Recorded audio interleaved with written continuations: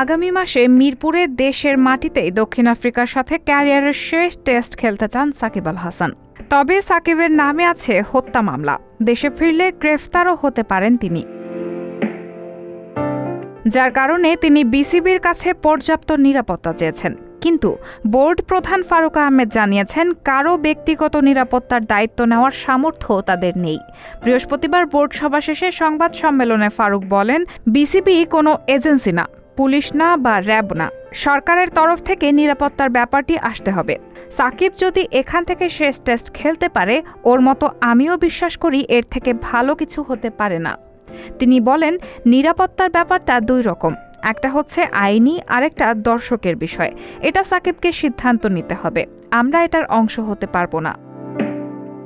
এক প্রশ্নের জবাবে তিনি বলেন, সাকিব এই মুহূর্তে তার জীবনের খুব বাজে সময় পার করছে। তাকে বোঝানোর চেষ্টা করিনি। সে মনে করেছে অবসর নেওয়ার এটাই সঠিক সময়। আমি তার সিদ্ধান্তকে সম্মান জানাই। আমার দিক থেকে ওর জন্য খুব বেশি কিছু বলার নেই। রায়হানা মুন, সবার কথা।